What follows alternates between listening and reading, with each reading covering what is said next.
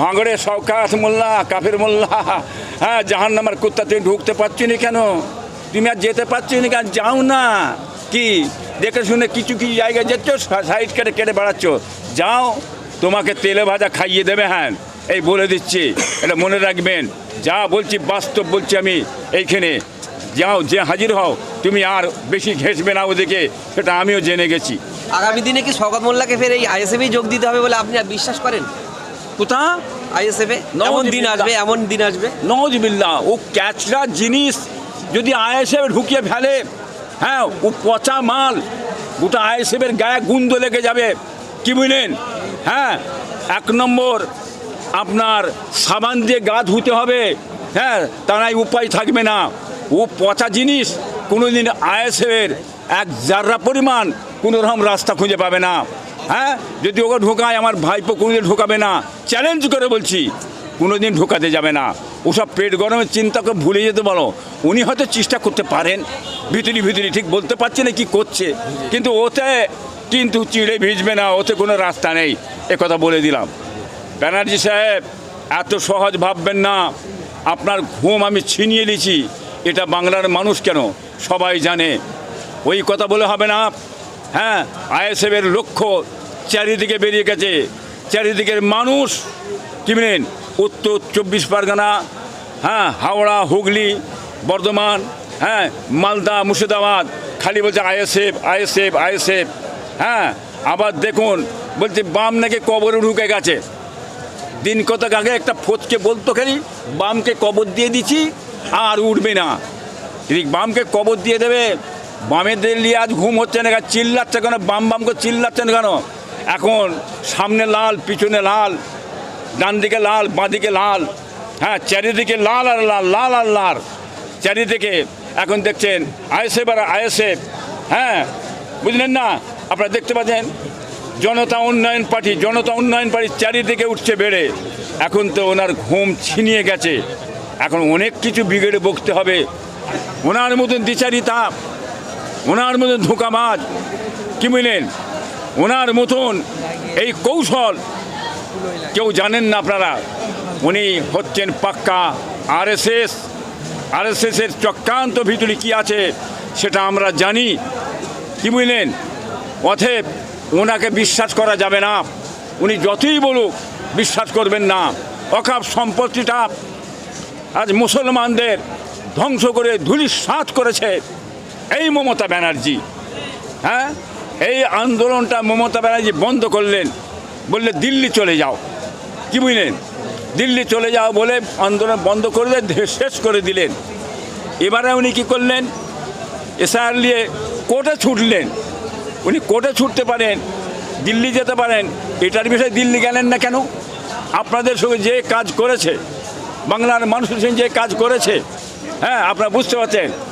বাংলার মানুষকে আপনারা বলবো, আমি বলবো, আপনারা বাঁচুন, বাংলা বাঁচান, মানুষ আপনারা বাঁচুন, হ্যাঁ, দেশকে বাঁচান, কর্ম, শিল্প, চাকরি, কৃষি আপনাদের বাঁচান, তা নাই কোনো উপায় নেই।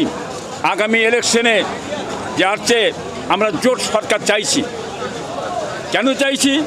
এনার দ্বিচারিতা, এনার ধোঁকাবাজি, ইনি যে কী করেছে সেটা বাংলার মানুষ জানে। অতএব বাম, আইএসএফ এবং হুমায়ুন, হ্যাঁ, এবং আপনার মানে জাতীয় জনতা পার্টি, আইমা জাতীয় জনতা পার্টি, হ্যাঁ, পীরজাদা রুহুল আমিন সাহেব প্রতাপপুর দরবার শরীফের, হ্যাঁ, তিনি একটা জাতীয় পার্টি যে খুলেছেন, সেই পার্টিকে বাঁচান, সমাজের কাজ করে, দেশের কাজ করে, এই সেই পার্টি, বুঝলেন। এইটা আপনারা বুঝতে পারছেন। হ্যাঁ, আপনারা বাঁচান। যদি এরা একসঙ্গে জোট হয়ে ক্ষমতায় আসতে পারে, সমাজের কাজ হবে, দেশের কাজ হবে, মানুষের চাকরি পাবে, বাংলা বাঁচবে, বাংলার মানুষ তাদের উন্নয়ন হবে, কৃষি হবে, আশা করি হবে। বলছি, এই যে দলগুলোর কথা বললেন, এরা কি একসঙ্গে জোট করতে পারবে বলে আশা করেন? আমরা তো আশা করব। অনেক সমস্যা হচ্ছে, আমরা তো আশা করব, সমস্যা অনেক হবে, খুব উঠে পড়ে লেগেছে, ভিতরে চক্রান্ত চলছে যাতে না জোট হয়, যাতে জোটটা না হয়। হ্যাঁ খুব কঠিনভাবে চক্রান্ত চালিয়েছে। তবে আমরা চাইব যে একজোটে দেশকে বাঁচাবার জন্যে, মানুষের স্বার্থে, দেশের স্বার্থে, কওমের স্বার্থে, জনগণের স্বার্থে, চাকরির স্বার্থে, হ্যাঁ এক জায়গায় হয়ে আপনারা জোট করে মানুষকে বাঁচান, দেশ বাঁচান, বাংলা বাঁচান, এটা আমরা চাইব।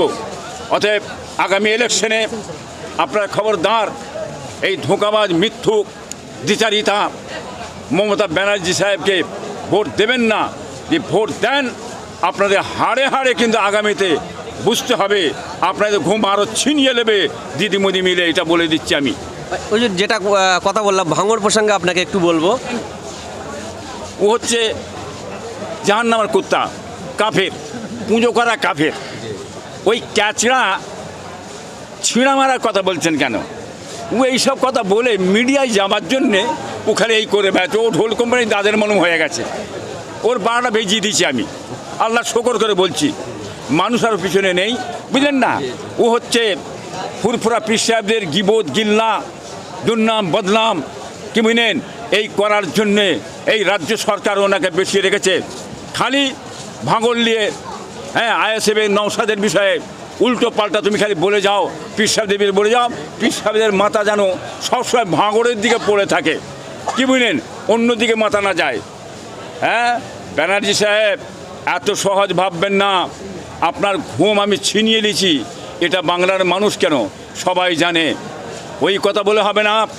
হ্যাঁ আইএসএফের লক্ষ্য চারিদিকে বেরিয়ে গেছে, চারিদিকের মানুষ, কি বলেন, উত্তর 24 পরগনা, হ্যাঁ হাওড়া, হুগলি, বর্ধমান, হ্যাঁ মালদা, মুর্শিদাবাদ, খালি বলছে আইএসএফ, আইএসএফ, আইএসএফ। হ্যাঁ আবার দেখুন বলছে বাম নাকি কবরে ঢুকে গেছে। দিন কতক আগে একটা ফোচকে বলতো খালি বামকে কবর দিয়ে দিচ্ছি আর উঠবে না। এদিক বামকে কবর দিয়ে দেবে, বামেদের নিয়ে আজ ঘুম হচ্ছে না, চিল্লাচ্ছে কেন? বাম বাম করে চিল্লাচ্ছেন কেন? এখন সামনে লাল, পিছনে লাল, ডান দিকে লাল, বাঁ দিকে লাল, হ্যাঁ চারিদিকে লাল আর লাল, লাল আর লাল চারিদিকে। এখন দেখছেন আইএসএফ আর আইএসএফ, হ্যাঁ বুঝলেন না? আপনারা দেখতে পাচ্ছেন জনতা উন্নয়ন পার্টি, জনতা উন্নয়ন পার্টি চারিদিকে উঠছে বেড়ে। এখন তো ওনার ঘুম ছিনিয়ে গেছে, এখন অনেক কিছু বিগড়ে বকতে হবে। আমি তো আর একটা কথা বলেছিলাম, হ্যাঁ জাহান্নামের কুত্তা বলেছিল ভাঙড়ে দাঁড়াও, ভাঙড়ে দাঁড়াও। কে দাঁড়াবে ভাঙড়ে? হ্যাঁ কে ভাঙড়ে দাঁড়াবে? আমার ভাইপো ক্ষুদিনাঙ্কা, বুঝলেন, ক্ষুদিনাঙ্কা, বুঝতে পারছেন না? আমি বলেছি আগে, এখনও বলছি, ক্ষুদিনাঙ্কা, বয়স কম বাচ্চা ছেলে, আমার মানে ভাইপো বাচ্চা ছেলে, বয়স কম, দাঁড় করিয়ে দিচ্ছি। মায়ের যেই দুধ খেয়ে থাকো, এই কাফের মোল্লা দাঁড় করা, কাফের মোল্লা দাঁড় করা, তোর মমতা ব্যানার্জিকে দাঁড় করা, যে কত মায়ের দুধ খেয়েছে, ওই ভাঙড়ে পরিচয় হবে। হ্যাঁ ইনশাল্লাহ বলে দিচ্ছি, এই মমতা ব্যানার্জিকে 1 লক্ষ ভোটের অধিক হারাবে, চ্যালেঞ্জ করে বলছি। আর ওখানে ভাঙড়ে শওকাত মোল্লা, কাফের মোল্লা, হ্যাঁ জাহান্নামের কুত্তা, তুমি ঢুকতে পারছি না কেন? তুমি আর যেতে পারছি না কেন? যাও না, কি দেখে শুনে কিছু কিছু জায়গায় যাচ্ছ, সাইড কেটে কেটে বেড়াচ্ছ, যাও, তোমাকে তেলে ভাজা খাইয়ে দেবে। হ্যাঁ এই বলে দিচ্ছি, এটা মনে রাখবেন। যা বলছি বাস্তব বলছি আমি। এইখানে যাও, যে হাজির হও, তুমি আর বেশি ঘেঁষবে না ওদিকে, সেটা আমিও জেনে গেছি। আগামী দিনে কি শওকত মোল্লাকে ফের এই আইএসএফে যোগ দিতে হবে বলে আপনি বিশ্বাস করেন? কোথা আইএসএফে এমন দিন আসবে, এমন দিন আসবে, নওয়াজবিল্লাহ, ও ক্যাচরা জিনিস যদি আইএসএফ ঢুকিয়ে ফেলে, হ্যাঁ ও পচা মাল, গোটা আইএসএফের গায়ে গুন্দ লেগে যাবে, কি বুঝলেন? হ্যাঁ 1 নম্বর আপনার সাবান দিয়ে গা ধুতে হবে, হ্যাঁ তারাই উপায় থাকবে না। ও পচা জিনিস কোনোদিন আইএসএফের 1 জাররা পরিমাণ কোনো রকম রাস্তা খুঁজে পাবে না। হ্যাঁ যদি ওকে ঢোকায়, আমার ভাইপো কোনোদিন ঢোকাবে না, চ্যালেঞ্জ করে বলছি, কোনোদিন ঢোকাতে যাবে না। ওসব পেট গরমের চিন্তাকে ভুলে যেতে বলো। উনি হয়তো চেষ্টা করতে পারেন ভিতরি ভিতরি, ঠিক বলতে পারছি না কি করছে, কিন্তু ওতে কিন্তু চিড়ে ভিজবে না, ওতে কোনো রাস্তা নেই, এ কথা বলে দিলাম।